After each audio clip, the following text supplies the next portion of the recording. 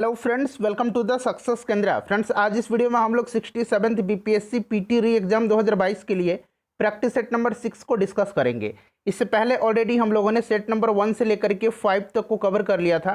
तो अगर आपने इन वीडियोज़ को नहीं देखा है तो निश्चित रूप से देख लीजिएगा। इन सभी वीडियोज़ का लिंक मैंने आज की इस वीडियो के डिस्क्रिप्शन बॉक्स में दे दिया है। और फ्रेंड्स, चैनल पर अगर आप पहली बार विजिट कर रहे हैं तो चैनल को सब्सक्राइब करके बेल आइकन जो घंटी का निशान है उसको जरूर दबा लीजिएगा, ताकि जब भी बीपीएससी से संबंधित कोई भी इंपॉर्टेंट वीडियो अपलोड किया जाए तो उसका नोटिफिकेशन सबसे पहले आपके पास पहुंच जाए। तो चलिए फ्रेंड्स, बिना देरी किए हुए आज का सेशन स्टार्ट करते हैं। फ्रेंड्स, प्लीज़ वीडियो को लाइक कर दीजिएगा और जब सेशन समाप्त होगा तो इससे शेयर भी जरूर कर दीजिएगा।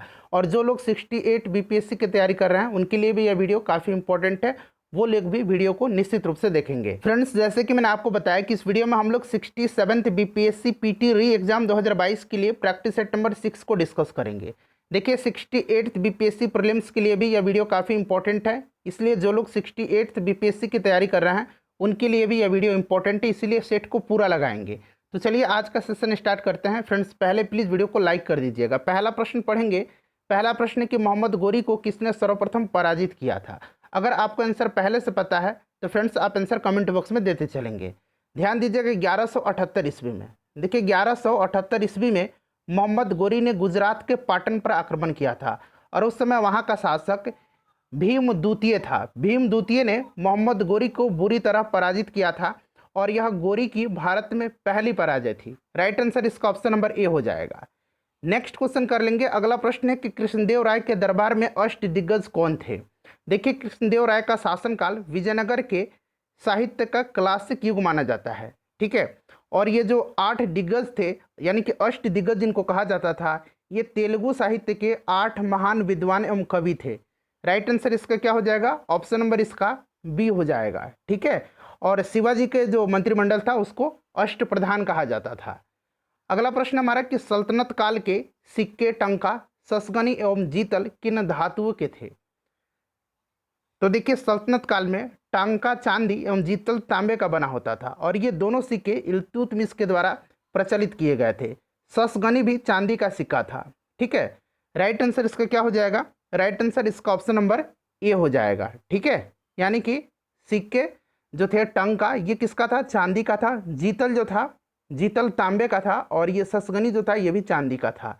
और देखिए, सांकेतिक प्रणाली के अंतर्गत, यानी कि सांकेतिक मुद्रा प्रणाली के अंतर्गत मोहम्मद बिन तुगलक ने पीतल तथा तांबा धातु के सिक्के जलवाया था, ठीक है, सांकेतिक मुद्रा के अंतर्गत। चलिए अगला प्रश्न कर लेंगे कि अकबर द्वारा दीवान का पूर्ण रूपेण दर्जा दिया जाने वाला प्रथम व्यक्ति कौन था। तो यह प्रथम व्यक्ति जो था यह मुजफ्फर खां तुर्बती था। ऑप्शन नंबर इसका सी राइट आंसर हो जाएगा, ठीक है। ध्यान रखेंगे कौन था, तो यह मुजफ्फर खां तुर्बती था। अगला प्रश्न हमारा कि अकबर ने जिस मनसबदारी प्रणाली को लागू किया वह किस देश में प्रचलित प्रणाली से उधार ली गई थी। तो देखिए, यह ली गई थी मंगोलिया से। Option number C right answer हो जाएगा। अकबर के शासन प्रणाली की प्रमुख विशेषता मनसबदारी प्रणाली थी, ठीक है, ध्यान रखेंगे। अगला प्रश्न कर लेंगे। नेक्स्ट क्वेश्चन है कि जहांगीर के दरबार में पक्षियों का सबसे बड़ा चित्रकार कौन था। तो जहांगीर के दरबार में जो चित्रकार थे, जैसे कि आगा राजा, अबुल हसन, मोहम्मद नासिर, उस्ताद मंसूर, ये जहांगीर के दरबार के प्रसिद्ध चित्रकार थे। और देखिए, उस्ताद मंसूर जो था वह पक्षियों का सबसे बड़ा चित्रकार था। ऑप्शन नंबर इसका डी राइट आंसर हो जाएगा, ठीक है। चलिए, और चित्रकला का अगर बात करें तो सबसे ज़्यादा जो ये विकास हुआ है ये इसी के शासनकाल में हुआ है। नेक्स्ट क्वेश्चन कर लेंगे। अगला क्वेश्चन है कि निम्नलिखित मुगल बादशाहों में से किसने अपनी आत्मकथा यानी कि ऑटोबायोग्राफी फारसी में लिखी है। बताइए राइट आंसर। तो इसका राइट आंसर जो हो जाएगा वो जहांगीर हो जाएगा, ठीक है। जहांगीर, ऑप्शन नंबर सी इसका राइट आंसर हो जाएगा। और इसने अपनी आत्मकथा फारसी में लिखी और उसका नाम तुजुके जहांगीरी रखा। और यह पुस्तक इकबाल नामा जहांगीरी और जहांगीर नामा के नाम से भी जाना जाता है। नेक्स्ट क्वेश्चन है कि गीता रहस्य नामक ग्रंथ किसके द्वारा लिखा गया। तो यह ग्रंथ जो है यह बाल गंगाधर तिलक ने इसे मांडले जेल में लिखा था। बाल गंगाधर तिलक राइट आंसर हो जाएगा। नेक्स्ट क्वेश्चन है कि निम्नलिखित में से प्रथम कर्नाटक युद्ध का कौन सा तात्कालिक कारण था। प्रथम कर्नाटक युद्ध जो है ये ऑस्ट्रिया के उत्तराधिकार युद्ध से प्रेरित था, जो कि 1700 जो है 46 से लेकर के 48 के दरमियान चला था प्रथम कर्नाटक युद्ध, ठीक है, इसको आप ध्यान रखेंगे। और यह जो युद्ध था एला सापल की संधि के तहत इसका अंत हुआ था। दूसरा कर्नाटक युद्ध जो था यह 1749 से लेकर के 1754 तक चला था और यह जो है पांडिचेरी की संधि के तहत समाप्त हुआ था। तीसरा जो था यह सप्तवर्षीय युद्ध का अंश था और यह पेरिस की संधि के तहत समाप्त हुआ था। तो इन सबको ध्यान रखेंगे। राइट आंसर इसका क्या हो जाएगा? ऑप्शन नंबर बी हो जाएगा। ठीक है, ऑप्शन नंबर बी इसका सही आंसर हो जाएगा। उसके बाद नेक्स्ट क्वेश्चन है कि मदर टेरेसा के द्वारा स्थापित धर्म संघ कहलाता था। तो मदर टेरेसा ने जो है मानव सेवा के लिए कौन सी संस्था स्थापित किया था? तो मिशनरीज ऑफ चैरिटीज, यानी कि इसका option number B right answer इसका हो जाएगा। ठीक है, ध्यान रखेंगे। चलिए नेक्स्ट क्वेश्चन है हमारा कि पुस्तक माई म्यूजिक माई लाइफ किसकी आत्मकथा है? तो यह आत्मकथा जो है, यह आत्मकथा किसकी है बताइए। इसका राइट आंसर क्या हो जाएगा? करेक्ट आंसर हो जाएगा पंडित रविशंकर। पंडित रविशंकर जो थे ये प्रसिद्ध सितार वादक थे। पंडित शिव कुमार शर्मा जो हैं ये संतूर वादक हैं। उस्ताद अमजद अली खां जो है ये सरोद वादक हैं और उस्ताद जाकिर हुसैन जो हैं यह तबला वादक हैं। नेक्स्ट क्वेश्चन हमारा कि गोदान और गबन दोनों एक ही लेखक की रचनाएं हैं, उनका नाम क्या है? तो ये मुंशी प्रेमचंद हैं। Option number B right answer हो जाएगा। निम्नलिखित में से कौन फराजी विद्रोह का नेता था? तो देखिए फराजी विद्रोह था यह बंगाल में चलाया गया था, किसके नेतृत्व में? तो Dadu Miyan. Option number B right answer इसका हो जाएगा। उसके बाद देखिएगा कि वेलुथम्पी अंग्रेजों के विरुद्ध आंदोलन का नेतृत्व किया था। तो वेलुथम्पी जो थे यह त्रावणकोर में, कहाँ पर? त्रावणकोर में, यानी कि केरल में। राइट आंसर इसका ऑप्शन नंबर क्या हो जाएगा? ए हो जाएगा। ठीक है, देखिए वेलेजली ने त्रावणकोर के महाराज को सहायक संधि करने पर विवश किया था, जिसके फलस्वरूप दीवान जो थे वेलुथम्पी इन्होंने विद्रोह कर दिया था। नेक्स्ट क्वेश्चन है कि शारदा मणि कौन थी? तो शारदा मणि जो थी ये कौन थी? तो यह राजा रामकृष्ण परमहंस की पत्नी थी। Option number B right answer इसका हो जाएगा। दयानंद सरस्वती द्वारा स्थापित जो है यह कौन सा समाज है? तो यह आर्य समाज है। ठीक है, ध्यान रखेंगे आर्य समाज है। दयानंद सरस्वती ने इसकी स्थापना 1875 में किया था। क्लियर। ब्रह्म समाज राजा राम मोहन राय। प्रार्थना समाज जो है केशव चंद्र सेन के सहयोग से एमजी रनाडे, आत्माराम पांडुकर, देवेंद्रनाथ ठाकुर इत्यादि लोगों ने मिलकर के किया था। नेक्स्ट क्वेश्चन है हमारा कि निम्नलिखित में से किसने महाराष्ट्र के गणपति उत्सव का ऐसा कायाकल्प किया कि वह एक राष्ट्रीय उत्सव हो गया और उसका स्वरूप राजनीतिक हो गया? तो राइट आंसर इसका ऑप्शन नंबर डी हो जाएगा, बाल गंगाधर तिलक। ठीक है, ध्यान रखेंगे बाल गंगाधर तिलक। नेक्स्ट क्वेश्चन कर लेंगे कि क्रांतिकारियों के एक गुप्त समाज अभिनव भारत का गठन किया गया था। तो अभिनव भारत गठन जो किया गया था ये कब किया, किसने किया था ये पूछा गया है। तो देखिए राइट आंसर इसका क्या हो जाएगा? राइट आंसर जो होगा 1899 में विनायक दामोदर सावरकर ने मित्र मेला की स्थापना किया था और 1904 में यह एक गुप्त संस्था अभिनव भारत के रूप में परिवर्तित हो गई। वीडी सावरकर हो जाएगा। उसके बाद देखिए दक्षिण अफ्रीका में रहने की अवधि में महात्मा गांधी ने निम्न में से जिस पत्रिका का प्रकाशन किया था उसका नाम क्या था? तो उसका जो नाम था इंडियन ओपिनियन था। और गांधी जी ने दक्षिण अफ्रीका में फिनिक्स आश्रम की स्थापना किया था, ये भी आप याद रखेंगे। नटाल इंडियन कांग्रेस की भी स्थापना उन्होंने किया था। तो ये सब ध्यान रखना आपको। राइट आंसर इसका क्या हो जाएगा? ऑप्शन नंबर डी हो जाएगा, इंडियन ओपिनियन। नेक्स्ट क्वेश्चन देखिएगा, साइंस का प्रश्न है। एक तरफ राशि दिया गया, दूसरी तरफ उनका मात्रक दिया गया है। तो घनत्व का क्या हो जाएगा? घनत्व का हो जाएगा केजी मीटर क्यूब। ठीक है, यहाँ पर देखिए केजी पर मीटर क्यूब होता है। उसके बाद देखिए संवेग का क्या हो जाएगा? तो संवेग का हो जाएगा ये आपका हो जाएगा न्यूटन सेकंड। पारगम्यता का जो हो जाएगा हेनरी पर मीटर होता है। तो यहाँ पर देखिए हेनरी पर मीटर हो जाएगा। पावर का वाट हो जाएगा। तो इसको अब आप लोग मिला लीजिएगा। ठीक है, चलिए आगे बढ़ेंगे। नेक्स्ट क्वेश्चन कर लेंगे कि कीटों का वैज्ञानिक अध्ययन को क्या कहते हैं? तो कीटों का जो अध्ययन है यह कहलाता है एंटोमोलॉजी। ऑप्शन नंबर इसका बी जो होगा राइट आंसर हो जाएगा। ठीक है, चलिए आगे बढ़ेंगे। नेक्स्ट क्वेश्चन कर लेंगे। अगला प्रश्न कि जीव विकास यानी कि इवोल्यूशन को सर्वप्रथम किसने समझाया था? तो यह लैमार्क ने समझाया था और इस लैमार्क का सिद्धांत या उपार्जित लक्षणों की वंशानुगति का सिद्धांत theory of inheritance of acquired characters कहा जाता है। लैमार्क हो जाएगा राइट आंसर इसका। पौधे के कौन से भाग से हल्दी प्राप्त होती है? तो पौधे के तने के भाग से जो है हल्दी प्राप्त किया जाता है। ठीक है, राइट आंसर इसका क्या हो जाएगा? तना हो जाएगा। उसके बाद देखिए निम्नलिखित में से कौन सा रूपांतरित स्तंभ है? तो यह आलू हो जाएगा। सेब में जो लाल रंग होता है उसका कारण क्या है? तो यह एंथोसाइनिन है। एंथोसाइनिन के कारण जो है सेब का रंग जो होता है लाल होता है। गाजर इसमें कैरोटीन होता है। टमाटर का रंग लाइकोपिन के कारण होता है। ठीक है, इन सबको आप ध्यान रखेंगे। चलिए आगे बढ़ेंगे कि जैव कोशिका का कौन सा भाग पावर हाउस कहलाता है? तो कोशिका का पावर हाउस जो है माइटोकॉन्ड्रिया को कहा जाता है। कोशिका की आत्महत्या की थैली लाइसोसोम को कहा जाता है। कोशिका की प्रोटीन की फैक्ट्री राइबोसोम को कहा जाता है। अगला प्रश्न है कि इलास्टिक यानी कि प्रत्यास्थ ऊतक जो हड्डियों को एक साथ पकड़े रहते हैं उन्हें क्या कहते हैं? तो फ्रेंड्स उनको कहा जाता है लिंगामेंट। ठीक है, क्या कहा जाता है? लिंगामेंट कहा जाता है। लिंगामेंट हड्डियों को अन्य हड्डियों के साथ संबद्ध कर जोड़ का निर्माण करता है। और एक कंडरा होता है जिसको कि टेंडन कहा जाता है, या मांसपेशियों को मांसपेशियों से जोड़ता है। राइट आंसर इसका ऑप्शन नंबर ए हो जाएगा। उसके बाद देखिए, मनुष्य के जीवन काल में कितने दांत जो हैं 2 बार विकसित होते हैं? 2 बार विकसित जो होते हैं ये कितने दांत हैं, ये आपसे पूछा जा रहा है। तो करेक्ट आंसर इसका हो जाएगा ऑप्शन नंबर सी, 20 दांत जो होते हैं यह 2 बार जो है विकसित होते हैं। दूध का दांत जिसको कहा जाता है। ठीक है, चलिए उसके बाद नेक्स्ट क्वेश्चन कर लेंगे कि रुधिर के प्लाज्मा में निम्नलिखित में से किसके द्वारा एंटीबॉडी का निर्माण होता है? तो एंटीबॉडी जो निर्मित होता है यह जो होता है किसके द्वारा होता है? रुधिर के प्लाज्मा में। तो देखिए यह जो होता है लिम्फोसाइट के द्वारा एंटीबॉडी यानी कि प्रतिरक्षी प्रोटीन्स निर्मित होता है। ठीक है, राइट आंसर इसका हो जाएगा आपका लिम्फोसाइट, ऑप्शन नंबर बी हो जाएगा इसका आंसर। ठीक है, चलिए नेक्स्ट क्वेश्चन कर लेंगे कि मनुष्य के शरीर में खून की शुद्धिकरण की प्रक्रिया को क्या कहा जाता है? तो इसको डायलिसिस कहा जाता है। ये आपको पहले से ही पता है, डायलिसिस हो जाएगा। उसके बाद देखिए हमें वास्तविक सूर्योदय से कुछ मिनट पूर्व ही सूर्य दिखाई देने लगता है और सूर्यास्त के बाद भी हमें सूर्य दिखाई देता है। इसका कारण प्रकाश का अपवर्तन है। ठीक है, प्रकाश का अपवर्तन हो जाएगा इसका आंसर। अगला प्रश्न कर लेंगे, नेक्स्ट क्वेश्चन कर लेंगे कि समुद्र नीला प्रतीत होता है। तो समुद्र जो है यह प्रकीर्णन के कारण, आकाश के परावर्तन तथा जल के कणों के द्वारा प्रकाश के प्रकीर्णन के कारण जो है यह नीला प्रतीत होता है। इंद्रधनुष के रंगों का सही क्रम क्या है? इंद्रधनुष के रंगों का जो सही क्रम है वो क्या है? बताइए इसका राइट आंसर क्या होगा? तो देखिए सही क्रम जो है ना, ये आपका इसमें से ऑप्शन नंबर डी हो जाएगा, नीला, हरा और पीला। ठीक है, उसके बाद देखिएगा प्राथमिक इंद्रधनुष में लाल रंग बाहर की ओर होता है और द्वितीयक में कौन सा रंग बाहर होता है? आप कमेंट करके बताएंगे। देखिए दूर दृष्टि दोष निवारण के लिए काम में लेते हैं कौन सा लेंस जो इसमें यूज किया जाता है? दूर दृष्टि दोष यानी कि हाइपरमेट्रोपिया में। तो देखिए इसमें जो किया जाता है वह किया जाता है उत्तल लेंस का इस्तेमाल। ठीक है, उत्तल लेंस हो जाएगा। और निकट में अवतल लेंस का इस्तेमाल किया जाता है।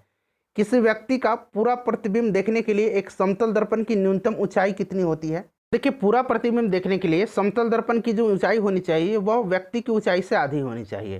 तो राइट आंसर व्यक्ति की ऊंचाई की आधी हो जाएगा, ऑप्शन नंबर बी। उसके बाद देखिए आंख के रेटिना की परंपरागत कैमरा के निम्नलिखित में से किस भाग से तुलना की जा सकती है? तो राइट आंसर इसका फिल्म हो जाएगा। ठीक है, option number A right answer हो जाएगा। उसके बाद देखिएगा कि दस्तेदार लोहे की चादरें जंग से बची रहती है क्योंकि उनमें निम्नलिखित की परत विद्यमान होती है। तो देखिए उस पर कौन किसकी परत विद्यमान होती है ये आपसे पूछा जा रहा है। तो इसका करेक्ट आंसर हो जाएगा जस्ता का, यानी कि यसद लेपन आपने पढ़ा है ना। तो राइट आंसर यहाँ पर ऑप्शन नंबर सी हो जाएगा। ठीक है, चलिए जिसको कि क्या कहा जाता है? गैल्वेनाइजेशन कहा जाता है। अगला प्रश्न कर लेंगे, नेक्स्ट क्वेश्चन है हमारा कि गैल्वेनीकृत लोहे पर लेप होता है। तो अभी मैंने बताया जस्ते का लेप किया जाता है। एल्युमिनियम पृष्ठ प्रायः एनोडीकृत होते हैं, इसका अर्थ है कि उस पर निक्षेपण होता है। तो एनोडाइजेशन में क्या किया जाता है? एनोडाइजेशन एक वैद्युत रासायनिक प्रक्रिया है जिसके द्वारा एक धातु का पृष्ठ टिकाऊ और जंगरोधी बनाया जाता है और इस प्रक्रिया में एल्युमिनियम पर एल्युमिनियम के ऑक्साइड की परत का निक्षेपण किया जाता है। तो एल्युमिनियम ऑक्साइड हो जाएगा इसका right answer, option number B हो जाएगा। चलिए नेक्स्ट क्वेश्चन कर लेंगे कि पीतल में कौन सी धातु का संयोग होता है? तो पीतल जो होता है ना, यह किस धातु का मतलब पूछा गया है कि मिश्रण है। तो राइट आंसर इसका क्या हो जाएगा? ऑप्शन नंबर सी हो जाएगा, तांबा और जस्ता का। देखिए फोटोग्राफिक प्लेट को विकसित करने में सोडियम थायोसल्फेट उपाचक के भांति जो है उपयोग में होता है, उपचायक के भांति। ऑप्शन नंबर इसका ए राइट आंसर हो जाएगा। उसके बाद देखिए फ्रेंड्स 42 से लेकर के यहाँ पर आप देखेंगे 42 से लेकर के 51 तक में जो है ये मैथ के प्रश्न है। वीडियो के लास्ट में फटाफट मैं आपको इसका आंसर बता दूंगा। चलिए क्वेश्चन नंबर आते हैं हम लोग 52 पर। ठीक है, देखिए कह रहा है कि धन किसका उदाहरण है? धन या पूंजी जो है यह किसका उदाहरण है? तो उपरोक्त में से अगर बात करें तो यह फ्लोटिंग कैपिटल यानी कि चलयमान का उदाहरण है, चलयमान पूंजी का। और चलयमान पूंजी में संपत्ति एवं नकदी दोनों सम्मिलित होते हैं, तो यह चलयमान पूंजी हो जाएगा। उसके बाद देखिए वाणिज्यिक बैंकों के द्वारा भारतीय रिजर्व बैंक के पास रखे हुए सांविधानिक न्यूनतम से अधिक रिजर्व कहलाते हैं। तो ये क्या कहला जाता है? इसको कहा जाता है एक्सेस रिजर्व। ठीक है, उसको कहा जाता है एक्सेस रिजर्व यानी कि वेसी रिजर्व। ऑप्शन नंबर सी इसका करेक्ट आंसर हो जाएगा। उसके बाद नेक्स्ट क्वेश्चन कर लेंगे कि पहली पंचवर्षीय योजना का मुख्य उद्देश्य क्या था। पहली पंचवर्षीय योजना की जो अवधि थी 1951 से 1956 तक थी और इसमें सबसे ज़्यादा प्राथमिकता जो दिया गया था, उच्च प्राथमिकता यह कृषि को दी गई थी। यह हेराल्ड डोमर मॉडल पर आधारित था, यहाँ पर कृषि विकास हो जाएगा। उसके बाद देखिए भारतीय अर्थव्यवस्था के स्वरूप के बारे में निम्नलिखित में से कौन सा एक विकल्प सही है। तो भारत की जो अर्थव्यवस्था है यह मिश्रित अर्थव्यवस्था है। ठीक है, राइट आंसर इसका ऑप्शन नंबर ए हो जाएगा, मिश्रित अर्थव्यवस्था। उसके बाद नेक्स्ट क्वेश्चन है हमारा कि अल्पकालीन सीमांत लागत वक्र औसत परिवर्ती लागत वक्र को खाली स्थान दिया गया से औसत परिवर्ती लागत के न्यूनतम बिंदु पर काटता है, तो ये हो जाएगा नीचे। नेक्स्ट क्वेश्चन है कि वर्गीज कुरियन किससे संबंध है। तो श्वेत क्रांति से। ठीक है, दुग्ध उत्पादन से संबंधित है। उसके बाद देखिए किसी देश के अनुकूल व्यापार शेष का आशय क्या है। तो किसी देश के अनुकूल व्यापार शेष यानी कि फेवरेबल बैलेंस ऑफ ट्रेड का आशय क्या है। आयात की अपेक्षा निर्यात के अधिक होने से होता है। आयात की अपेक्षा निर्यात से अधिक है, यानी कि ऑप्शन नंबर इसका बी जो होगा करेक्ट आंसर हो जाएगा। नेक्स्ट क्वेश्चन कर लेंगे कि आंतरिक सुलाभ। देखिए आंतरिक सुलाभ फर्म को तब होता है जब वो अपने उत्पाद का विस्तार करती है। ठीक है, इसमें से देखिए राइट आंसर इसका क्या होगा बताइए। इसका जो करेक्ट आंसर हो जाएगा वो आपका हो जाएगा ऑप्शन नंबर डी। ठीक है, फर्म को तब होती है जो अपने उत्पाद का विस्तार करता है। ऑप्शन नंबर डी हो जाएगा। देखिए बिहार जनगणना 2011 के आंकड़े के अनुसार बिहार की साक्षरता दर क्या है। फिर पूछा गया है कि जनगणना 2011 के अनुसार भारत के सभी राज्यों केंद्र शासित प्रदेशों को मिलाकर भी साक्षरता दर की दृष्टि से बिहार का स्थान क्या है। तो बिहार में जो साक्षरता दर है ना वह 61.82% है। ठीक है, पुरुष साक्षरता की बात करते हैं तो यह 71.2% है और महिला साक्षरता 54.5% है। ये सब ध्यान रखेंगे। और केंद्र शासित प्रदेशों को अगर हम इंक्लूड कर दें तो बिहार का जो स्थान है वो 35वां है। तो राइट आंसर इसका यहाँ पर देखिएगा 61.8 और 35वां, यानी कि ऑप्शन नंबर इसका सी हो जाएगा करेक्ट आंसर। नेक्स्ट क्वेश्चन कर लेंगे कि साक्षरता की दृष्टि से बिहार देश भर में सभी राज्यों में केंद्र शासित प्रदेश को छोड़ करके किस स्थान पर है। तो इसका करेक्ट आंसर जो हो जाएगा वो आपका हो जाएगा 28वें स्थान पर है। नेक्स्ट क्वेश्चन हमारा कि निम्न राज्यों में से किस एक ने मुसलमानों के लिए नौकरी तथा शिक्षा में प्रवेश हेतु आरक्षण प्रस्तावित किया है। तो यह राज्य जो है यह आंध्र प्रदेश है। कौन सा राज्य है। तो यह राज्य आंध्र प्रदेश है। अगला प्रश्न है कि उच्च न्यायालय के न्यायमूर्ति की सेवानिवृत्ति की आयु कितनी होती है। उच्च न्यायालय हाई कोर्ट की 62 वर्ष, सुप्रीम कोर्ट की 65 वर्ष। ठीक है, उसके बाद देखिए अंडमान एवं निकोबार द्वीप समूह पर निम्नलिखित उच्च न्यायालयों में से किस एक का क्षेत्राधिकार है। तो यह जो है कौन सा जो है उच्च न्यायालय है, हाई कोर्ट है। तो यह कोलकाता उच्च न्यायालय का क्षेत्राधिकार है जिसकी जो सर्किट बेंच यानी कि पीठ जो है पोर्ट ब्लेयर में है। ठीक है, तो यह कोलकाता हो जाएगा। उसके बाद देखिए अंतर्राज्यीय परिषद का निर्माण स्रोत क्या है। तो देखिए अंतर्राज्यीय परिषद जो है ना संविधान का अनुच्छेद 263 के अनुसार जो है केंद्र और राज्यों के बीच समन्वय स्थापित करने के लिए राष्ट्रपति जो है अंतर्राज्यीय परिषद का गठन करता है। पहली बार इसका जो है निर्माण हुआ था 1990 में। भारत के प्रधानमंत्री इसके अध्यक्ष होते हैं। तो यह इसका वर्णन संविधान में इसीलिए एक संवैधानिक निकाय है। उसके बाद देखिएगा कि भारत में लोकपाल एवं लोकायुक्त की स्थापना का सुझाव दिया था। तो यह सुझाव जो है यह किसने दिया था। तो प्रशासनिक सुधार आयोग ने दिया था। वर्तमान में अगर हम बात करते हैं तो सबसे पहले आप जान लीजिए कि प्रथम लोकपाल कौन है। तो यह पीसी घोष हैं। ठीक है, चलिए उसके बाद कर लेंगे कि राज्य लोक सेवा आयोग के सदस्यों की नियुक्ति किसके द्वारा की जाती है। तो संघ लोक सेवा आयोग पूछेगा तो राष्ट्रपति, और राज्य लोक सेवा आयोग पूछेगा तो उस राज्य का राज्यपाल। लेकिन राज्यपाल को हटाने का अधिकार नहीं है, इस बात को ध्यान रखना है आपको। ठीक है, चलिए नेक्स्ट क्वेश्चन कर लेंगे। अगला प्रश्न हमारा कि संविधान के किस अनुच्छेद के अंतर्गत लोक सेवा आयोग के सदस्यों को हटाया जा सकता है। तो यह जो आर्टिकल है यह आर्टिकल कौन सा है बताइए। देखिए लोक सेवा आयोग के अध्यक्ष या किसी भी अन्य सदस्य को केवल कदाचार के आधार पर राष्ट्रपति के आदेश से उसे पद से हटाया जा सकता है। ठीक है, और यह आर्टिकल जो है यह आर्टिकल कौन सा है। तो आर्टिकल 317 है। ऑप्शन नंबर इसका सी हो जाएगा। उसके बाद देखिए यूनियन पब्लिक सर्विस कमीशन की प्रथम महिला अध्यक्ष कौन थी। तो पहली महिला अध्यक्ष जी थी रोज मिलियन बैथू थी। ठीक है, तो राइट आंसर इसका क्या हो जाएगा रोज बैथू। ठीक है, रोज मिलियन बैथू। वर्तमान में यूपीएससी के अध्यक्ष कौन है। डॉक्टर मनोज सोनी है। डॉक्टर मनोज सोनी है। भारत के मुख्य चुनाव आयुक्त को नियुक्त किया जाता है। तो मुख्य चुनाव आयुक्त की नियुक्ति जो होती है ये पूछा जा रहा है आपसे। तो राइट आंसर हो जाएगा ऑप्शन नंबर सी राष्ट्रपति के द्वारा। वर्तमान में कौन है। तो राजीव कुमार है मुख्य चुनाव आयुक्त। अगला प्रश्न है कि हमारा भारत का संविधान निम्नलिखित अनुच्छेदों में से किस एक के अंतर्गत एक निर्वाचन आयोग का प्रावधान करता है? तो यह आर्टिकल 324 है। ठीक है, 324 है। चलिए उसके बाद नेक्स्ट क्वेश्चन करेंगे कि कोई भी भारत में कोई भी राजनीतिक दल राष्ट्रीय दल के रूप में मान्यता प्राप्त कर सकता है यदि वह राज्य स्तर का दल कम से कम, बताइए राइट आंसर इसका क्या हो जाएगा? तो वह कम से कम अगर हम बात करें तो यह 4 राज्यों में जो है मान्यता प्राप्त कर सकता है। वह राज्य स्तर का दल है, वो कम से कम 4 राज्यों में। ठीक है, उसके बाद देखिएगा कि भारतीय संविधान में संशोधन के लिए विधेयक लाया जा सकता है, तो यह लोकसभा में भी और राज्यसभा में भी लाया जा सकता है। स्मार्ट सिटी मिशन के क्रियान्वयन के लिए बिहार का सर्वप्रथम कौन सा शहर चुना गया था? तो 2016 में सबसे पहले भागलपुर को चुना गया था। उसके अलावा कौन सा और स्मार्ट सिटी है? तो मुजफ्फरपुर है, बिहार शरीफ है, पटना है, भागलपुर है, 4 है, ध्यान रखेंगे। जूट पार्क की स्थापना बिहार में कहाँ की गई? तो यह पूर्णिया में की गई है, पूर्णिया हो जाएगा इसका राइट आंसर। उसके बाद देखिए बिहार में भगवान बुद्ध की विशालकाय मूर्ति का अधिष्ठान कहाँ पर किया गया है?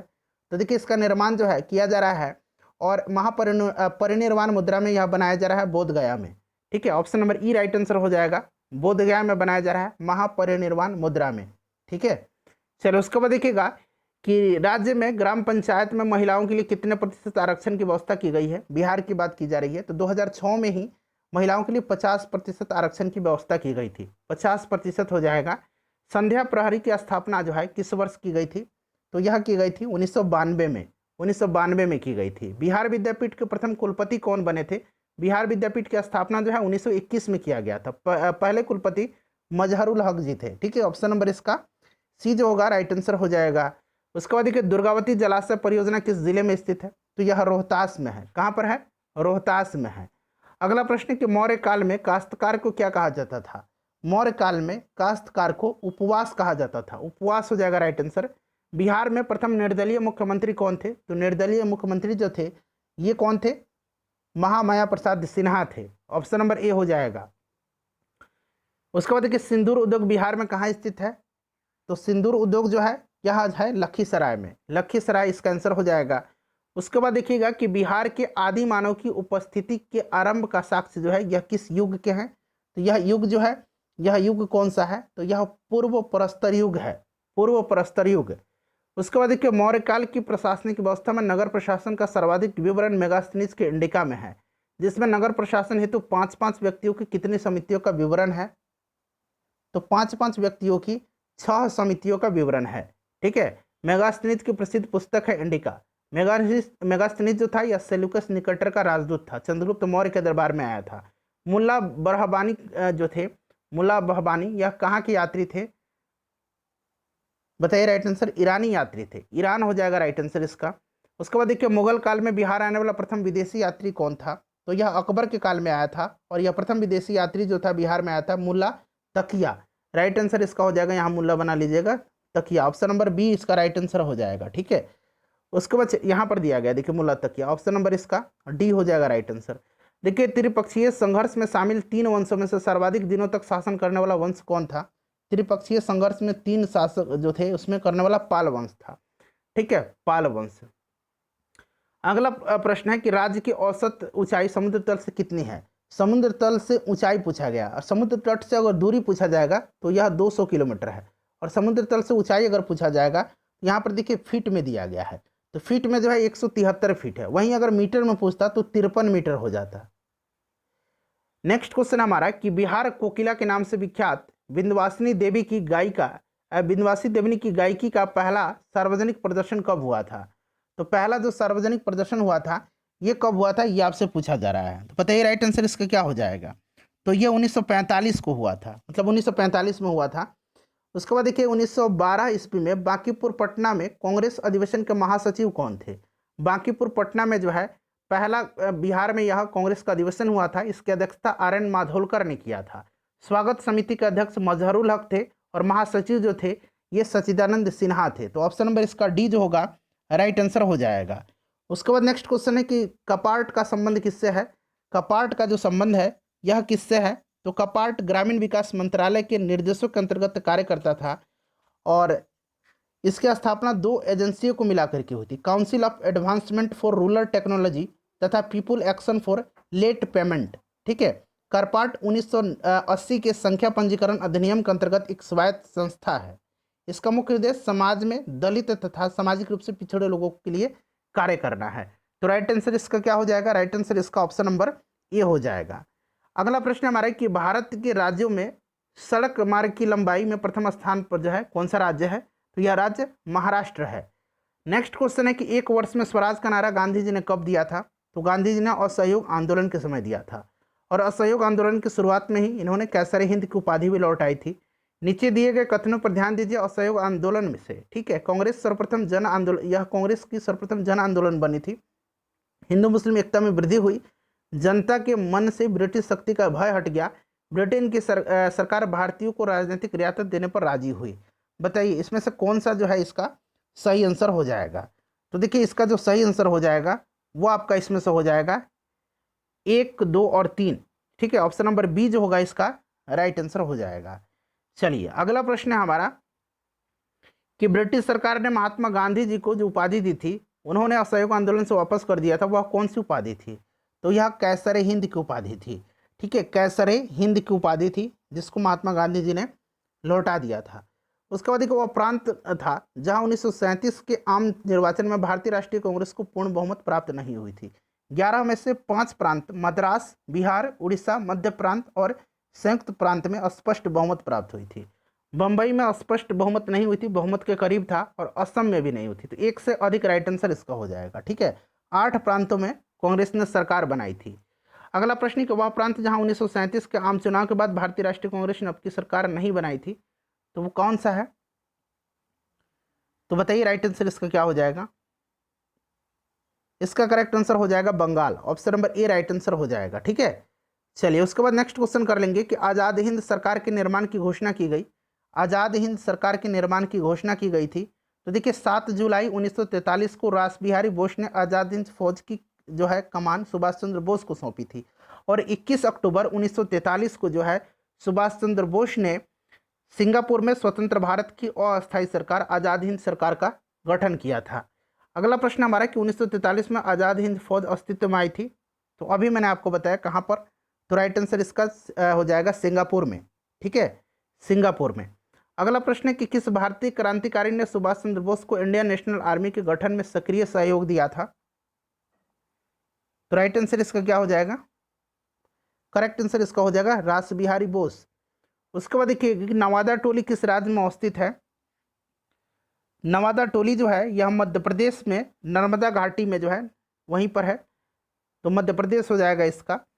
उसके बाद अगला प्रश्न है कि आर्य शब्द इंगित करता है। तो आर्य शब्द जो है यह श्रेष्ठ या कुलीन जो है यानी कि श्रेष्ठ वंश को, ऑप्शन नंबर डी इसका करेक्ट आंसर हो जाएगा। बौद्ध धर्म की महायान शाखा औपचारिक रूप से किसके शासनकाल में प्रकट हुई थी? तो कनिष्क के समय में है जो है दो संप्रदाय महायान और हीनयान में बट गया था, तो ये कनिष्क हो जाएगा। उसके बाद देखिए भगवान महावीर का प्रथम शिष्य कौन था? तो ये कौन थे? जमाली थे। ऑप्शन नंबर ए हो जाएगा इसका करेक्ट आंसर, ठीक है, जमाली थे। ये इनके दामाद भी थे। उसके बाद देखिएगा कि सेल्यूकस जिसको अलेक्जेंडर द्वारा सिंध एवं अफगानिस्तान का प्रशासक नियुक्त किया गया था, उसको किस भारतीय राजा ने हराया था? तो चंद्रगुप्त मौर्य ने हराया था, ठीक है, चंद्रगुप्त इसका राइट आंसर हो जाएगा। अंतिम मौर्य सम्राट कौन था? तो यह बृहद्रथ था, ठीक है, बृहद्रथ था। पुष्यमित्र शुंग ने इसको पराजित करके जो है शुंग वंश की स्थापना किया था। अधोलिखित में कौन गुप्तकालीन स्वर्ण मुद्रा है? तो गुप्त काल में स्वर्ण मुद्रा को क्या कहा जाता था? तो फ्रेंड्स उसको दिनार कहा जाता था, ठीक है, क्या कहा जाता था? दिनार कहा जाता था। चांदी के सिक्के रुपया का कहलाता था। खजुराहो मंदिर स्थापत्य के निर्माण के सहयोगी थे। तो खजुराहो मंदिर के जो निर्माण में सहयोगी थे ये चंदेल शासक थे। ऑप्शन नंबर इसका ये जो होगा राइट आंसर हो जाएगा। उसके बाद देखिए निम्न में से दक्षिण भारत का कौन सा राजवंश अपनी नौसैनिक शक्ति के लिए प्रसिद्ध था? तो यह राजवंश चोल वंश था, ठीक है, option number A right answer हो जाएगा। दक्षिण भारत में चोल अपने शक्तिशाली नौसेना के लिए प्रसिद्ध थे, जिनकी सहायता से चोलों ने श्रीलंका पर विजय प्राप्त की थी। किसके द्वारा भारत श्रीलंका से अलग होता है? तो भारत श्रीलंका से जो है यह पाक जलडुमरू मध्य के तहत जो है यह अलग होता है। उसके बाद देखिए दक्षिण भारत की सबसे ऊंची चोटी कौन सी है? दक्षिण भारत की सबसे ऊंची चोटी जो है यह कौन सी है, यह आपसे पूछा जा रहा है, बताइए। तो देखिए सबसे ऊंची चोटी जो है यह अनाईमुडी है, जो कि अन्नामलाई पर्वत पर स्थित है। डोरामेता जो है यह नीलगिरी पहाड़ी की सबसे ऊंची चोटी है, और यह दूसरी दक्षिण भारत की सबसे ऊंची चोटी है। उसके बाद देखिए क्षेत्रफल के क्रम में भारत के 3 बड़े राज्य कौन से हैं? क्षेत्रफल के क्रम में तो यह राजस्थान, मध्य प्रदेश और महाराष्ट्र हो जाएगा। ठीक है, राजस्थान, मध्य प्रदेश और महाराष्ट्र। सबसे बड़ा क्षेत्रफल के हिसाब से राजस्थान है। उसके बाद देखिए यहाँ पर मिलान करना है सहायक नदी और मुख्य नदी। तो देखिए चंबल नदी जो है यह किसकी सहायक नदी है? तो यह चंबल जो हो जाएगा किसका हो जाएगा? यहाँ पर मिलान करके बताना है, सॉरी यहाँ से बताना है कि सुमेलित कौन सा है इसमें से। ठीक है, बताइए इसका राइट आंसर क्या हो जाएगा? तो देखिए यहाँ पर देखेंगे कि मानस जो है यह ब्रह्मपुत्र की सहायक नदी है। ठीक है, चलिए आगे बढ़ेंगे। सोन जो है यह गंगा की सहायक नदी है, यह आपको पता है। सोन जो है यह गंगा की सहायक नदी है। ठीक है, चलिए अगला प्रश्न कर लेंगे। नेक्स्ट क्वेश्चन है हमारा कि तुलबुल परियोजना का संबंध है। तुलबुल परियोजना जो है ये जम्मू कश्मीर राज्य में झेलम नदी पर निर्मित की गई है। तो यह झेलम नदी हो जाएगा। निम्नलिखित में से कौन सा सुमेलित नहीं है? नहीं पूछा गया है। तो देखिए रामागुंडम उर्वरक सही दिया गया है। चितरंजन लोकोमोटिव, कोरबा एल्युमिनियम और पिपरी जल विद्युत के लिए। कीटनाशक दवा नहीं होगा। Option number D right answer इसका हो जाएगा। उत्तर प्रदेश में है यह। नेक्स्ट क्वेश्चन है कि ग्रीष्म अयनांत किस प्रतिवर्ष होता है? तो ग्रीष्म अयनांत जो होता है ना, यह 21 जून के दिन होता है, जब सूर्य कर्क रेखा पर लंबवत होती है।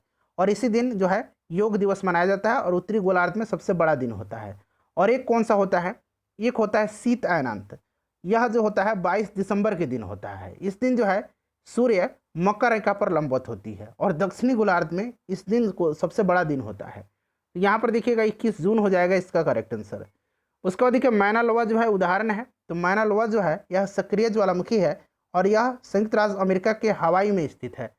तो यह आपका सक्रिय ज्वालामुखी हो जाएगा। उसके बाद देखिए टर्की का कौन सा नगर पश्चिम का द्वार कहलाता है? तो इस्तानबुल जो होता है ना, इस्तानबुल जो है यह पश्चिम का द्वार कहलाता है। ठीक है, इस्तानबुल हो जाएगा। उसके बाद देखिए अग्रहास जलधारा चलती है। तो अग्रहास जो है यह हिंद महासागर में। उसके बाद देखिएगा कि पृथ्वी के धरातल से ऊपर की ओर वायुमंडल के विभिन्न स्तरों का सही क्रम क्या है? बताइए राइट आंसर इसका क्या हो जाएगा? तो सबसे पहले क्षोभ मंडल, क्षोभ मंडल के बाद समताप मंडल। ठीक है, उसके बाद हो जाएगा आपका मध्य मंडल, आयन मंडल और सबसे आखिरी में बहिर्मंडल हो जाएगा। ठीक है, तो इसका करेक्ट आंसर देख लीजिए यहाँ पर क्या हो जाएगा। इसका करेक्ट आंसर जो है ऑप्शन नंबर सी हो जाएगा, क्षोभ, समताप, मध्य, आयन और बहिर्मंडल। उसके बाद देखिए विश्व के किस समुद्री क्षेत्र में लंबी चालिसा पौने जो है प्रवाहित होती हैं? तो ये कहाँ पर होती हैं? ये होती हैं आपका हिंद महासागर में। उसके बाद देखिएगा कि an ordinary life portrait on an Indian generation नामक पुस्तक के लेखक जो हैं कौन है? तो पूर्व चुनाव आयुक्त अशोक लवासा ने इसको लिखा है। ठीक है, ऑप्शन नंबर सी हो जाएगा राइट आंसर। उसके बाद देखिए सैकोम मीराबाई चानू ने मौजूदा टोक्यो ओलंपिक 2020 में रजत पदक जीत करके भारत की पदक तालिका की शुरुआत की। वह किस आयोजन में देश के प्रतिनिधित्व करती हैं? तो ये भारोत्तोलन है। ये मणिपुर की हैं, याद रखेंगे भारोत्तोलन। उसके बाद देखिए विश्व ड्राउनिंग प्रिवेंशन दिवस प्रतिवर्ष कब मनाया जाता है? तो विश्व ड्राउनिंग प्रिवेंशन जो है यह प्रतिवर्ष 25 जुलाई के दिन मनाया जाता है। ठीक है, कब मनाया जाता है? तो याद रखेंगे 25 जुलाई के दिन मनाया जाता है। राइट आंसर इसका क्या हो जाएगा? ऑप्शन नंबर यहाँ पर डी करेक्ट आंसर हो जाएगा, 25 जुलाई के दिन मनाया जाता है। अगला प्रश्न है कि कारगिल विजय दिवस हर साल 26 जुलाई को मनाया जाता है। इस बात को ध्यान रखना आपको। इस वर्ष देश कारगिल युद्ध में खाली स्थान दिया गया है, जीत का जश्न मना रहा है। तो इस वर्ष यानी कि 2021 की बात की जा रही है। तो यह आपका हो जाएगा कौन सा? 22 साल पूरा होने का। ठीक है, ऑप्शन नंबर बी हो जाएगा। उसके बाद देखिए निम्नलिखित में से किस साइट को भारत की 39वीं यूनेस्को विश्व विरासत के रूप में जो है शामिल किया गया? सबसे पहले आप बताएंगे कि वर्तमान में भारत में यूनेस्को हेरिटेज साइट की संख्या कितनी है? आप कमेंट करके मुझे बताइए। ठीक है, और देखिए ये जो है रमप्पा मंदिर है। रमप्पा मंदिर जिसको कि किस नाम से जाना जाता है? तो इसको जाना जाता है किस नाम से बताइए? काकतीय रुद्रेश्वर मंदिर के नाम से। ऑप्शन नंबर ए तेलंगाना में है। चलिए उसके बाद नेक्स्ट क्वेश्चन कर लेंगे कि निम्नलिखित में से कौन सा देश हाल ही में 17 जुलाई को अंतर्राष्ट्रीय सौर गठबंधन में शामिल हुआ था? अंतर्राष्ट्रीय सौर गठबंधन का हेडक्वार्टर गुरुग्राम में है। ठीक है, ध्यान रखेंगे। तो राइट आंसर इसका स्वीडन हो जाएगा। ठीक है, स्वीडन इसका हो जाएगा करेक्ट आंसर। ऑप्शन नंबर इसका सी जो होगा करेक्ट आंसर हो जाएगा। 17 जुलाई 2021 की बात की जा रही है। उसके बाद अगला प्रश्न करेंगे। नेक्स्ट क्वेश्चन है हमारा कि निम्नलिखित में से किसे HCL टेक्नोलॉजीज लिमिटेड के प्रबंध निदेशक के रूप में नियुक्त किया गया है? तो ये सी विजय कुमार हैं। उसके बाद देखिएगा कि यांग कियान ने महिलाओं के 10 मीटर एयर राइफल में टोक्यो ओलंपिक में पहला स्वर्ण पदक जीता, वह किस देश की हैं? तो यांग कियांग जो हैं यह किस देश की हैं? तो चीन की। ऑप्शन नंबर इसका ई राइट आंसर हो जाएगा, क्योंकि चीन ऑप्शन में नहीं दिया गया है। ठीक है। उसके बाद देखिए 2019 में भारत वैश्विक कृषि निर्यात में 3.1% की हिस्सेदारी के साथ निम्नलिखित में से किस स्थान पर रहा है? तो देखिए भारत जो है ये 9वें स्थान पर है, टॉप 10 में भारत शामिल है। उसके बाद देखिए वरिष्ठ आईपीएस अधिकारी नासिर कमल को हाल ही में निम्नलिखित में से किस पोर्टफोलियो में नामित किया गया है? तो राइट आंसर इसका क्या हो जाएगा? नागरिक उड्डयन सुरक्षा ब्यूरो का महानिदेशक इनको नियुक्त किया गया है, नागरिक उड्डयन सुरक्षा ब्यूरो के महानिदेशक। उसके बाद देखिए निम्नलिखित में से किसने हाल ही में उन्नत प्रौद्योगिकियों के बल के जनशक्ति को प्रशिक्षित करने संयुक्त परियोजनाओं को शुरू करने के लिए CDAC के साथ एक समझौता ज्ञापन पर हस्ताक्षर किया है? तो राइट आंसर इसका क्या हो जाएगा बताइए? इसका correct answer option number D हो जाएगा, CRPF। ठीक है, केंद्रीय रिजर्व पुलिस बल। नेक्स्ट क्वेश्चन है हमारा कि निम्नलिखित में से किस देश में नोवो वायरस संक्रमण के मामले सामने आए हैं? तो ये यूनाइटेड किंगडम में आया है। ऑप्शन नंबर इसका ए जो होगा राइट आंसर हो जाएगा। ठीक है, चलिए उसके बाद नेक्स्ट क्वेश्चन कर लेंगे। अगला प्रश्न है कि Abu Dhabi chamber of commerce and industry के उपाध्यक्ष के रूप में किसे नियुक्त किया गया है? देखिए ये नियुक्त किया गया है यूसुफ अली। ठीक है, MA यूसुफ अली को जो है Abu Dhabi chamber of commerce and industry के उपाध्यक्ष के रूप में नियुक्त किया गया है। उसके बाद देखिए उस बैंक का नाम बताइए जिसे विश्व बैंक समूह की निवेश शाखा अंतर्राष्ट्रीय वित्त निगम से $250 मिलियन का ऋण मिला है। तो राइट आंसर इसका क्या हो जाएगा? HDFC बैंक हो जाएगा। ऑप्शन नंबर इसका डी हो जाएगा करेक्ट आंसर। ठीक है फ्रेंड्स, चलिए आगे बढ़ेंगे, नेक्स्ट क्वेश्चन कर लेंगे। पिछले 6 मंथ का करंट अफेयर मैं आपके लिए शीघ्र ही लेकर के आऊँगा। बांग्लादेश के प्रसिद्ध लोक गायक और स्वतंत्रता सेनानी का नाम बताइए जिनका हाल ही में निधन हो गया है। तो ये फ़कीर आलमगीर थे, कोविड-19 के कारण इनका निधन हो गया है, फ़कीर आलमगीर। उसके बाद देखिए यूरोपा क्लिपर मिशन, यूरोपा नाम के बृहस्पति के चंद्रमा की पृथ्वी की पहली मिशन जांच है। मिशन किस अंतरिक्ष एजेंसी के द्वारा चलाया जा रहा है? तो यह नासा के द्वारा चलाया जा रहा है। किसके द्वारा? नासा के द्वारा जो है यह चलाया जा रहा है। ऑप्शन नंबर इसका ए हो जाएगा आंसर। चलिए उसके बाद अगला प्रश्न कर लेंगे कि CRPF हर साल 27 जुलाई को अपना स्थापना दिवस मनाती है। 2021 में यह बल अपना जो है कौन सा स्थापना दिवस मनाएगा? तो 2021 में यह 83वां अपना स्थापना दिवस मनाएगा। CRPF गृह मंत्रालय का अधिकार के तहत भारत का सबसे बड़ा केंद्रीय सशस्त्र पुलिस बल है। उसके बाद अगला प्रश्न है हमारा कि केयर रेटिंग के अनुसार वित्त वर्ष 2022 में भारत की अनुमानित GDP विकास दर कितना प्रतिशत की सीमा में अनुमानित है? तो इसका जो करेक्ट आंसर हो जाएगा वो कितना हो जाएगा बताइए? तो राइट आंसर इसका 8.8% से 9% के बीच रहने का अनुमान है। ऑप्शन नंबर इसका डी हो जाएगा। उसके बाद देखिए अनुवांशिक रूप से संशोधित स्वर्ण चावल के वाणिज्यिक उत्पादन के लिए मंजूरी पाने वाला दुनिया का पहला देश कौन बन गया है? तो यह फिलीपींस बन गया। गोल्डन राइस के व्यावसायिक उत्पादन के लिए अनुमोदन प्राप्त करने वाला यह दुनिया का पहला देश बन गया है। उसके बाद देखिए प्रिया मलिक ने हाल ही में किस खेल प्रतियोगिता में भारत के लिए स्वर्ण पदक जीता है? तो प्रिया मलिक जो है यह पहलवान है।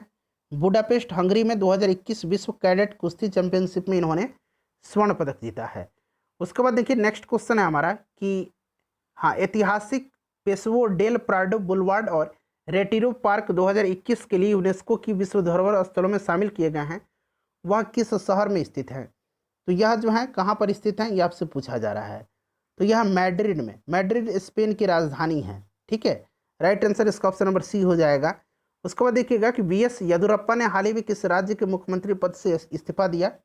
तो ये घटना 2021 की है, तो 2021 के करंट अफेयर भी पूछे जा सकते हैं। ठीक है, तो ये आपका कर्नाटक हो जाएगा। अभी वर्तमान में कर्नाटक के मुख्यमंत्री बसवराज बोम्मई है और यहाँ के राज्यपाल थावरचंद गहलोत हैं।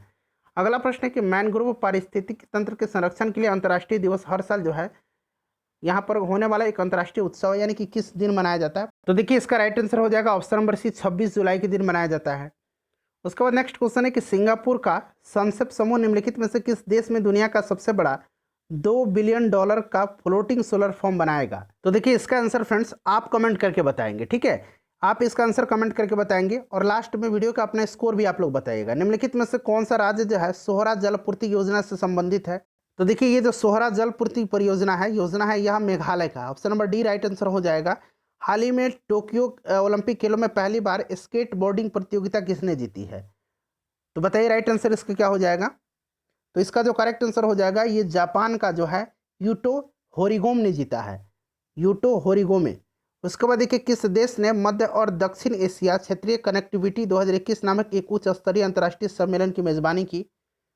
तो यह उज्बेकिस्तान ने किया है, उज्बेकिस्तान राइट आंसर हो जाएगा। उसके बाद देखिएगा कि निम्नलिखित में से किस राज्य में मुख्यमंत्री ने एक बांस औद्योगिक पार्क की आधारशिला रखी है? तो ये असम हो जाएगा। असम के मुख्यमंत्री हेमंता बिस्वा शर्मा ने जो है रखा है, असम इसका राइट आंसर हो जाएगा। उसके बाद फ्रेंड्स अब आते हैं हम लोग मैथ के सॉल्यूशन पर। मैं मैथ का फटाफट आपको आंसर बता देता हूँ, तब तक आप वीडियो को लाइक कर दीजिएगा, ठीक है फ्रेंड्स। देखिए फ्रेंड्स, 42 से लेकर के 51 तक में जो है मैथ के प्रश्न हैं। फटाफट मैं इसका आंसर बता देता हूँ, एक बार आप लोग भी आंसर चेक कर लेंगे, सॉल्व कर लेंगे, ठीक है। चलिए, इसका जो राइट आंसर हो जाएगा 42 का, वो आपका हो जाएगा ऑप्शन नंबर ए। 43 का जो करेक्ट आंसर हो जाएगा ऑप्शन नंबर डी हो जाएगा।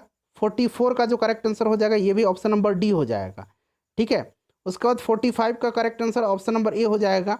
46 का जो करेक्ट आंसर होगा ऑप्शन नंबर बी हो जाएगा। 47 का जो करेक्ट आंसर होगा वो आपका ऑप्शन नंबर ई हो जाएगा। उसके बाद देखिए 48 का जो करेक्ट आंसर हो जाएगा वो ऑप्शन नंबर बी हो जाएगा। 49 का जो करेक्ट आंसर होगा वो आपका ऑप्शन नंबर ए हो जाएगा, ठीक है। देखिए ऑप्शन नंबर ए यहाँ पर दिया गया है। उसके बाद 50 का जो करेक्ट आंसर होगा वो आपका ऑप्शन नंबर ई हो जाएगा। 51 का करेक्ट आंसर जो है आपका ऑप्शन नंबर ए हो जाएगा।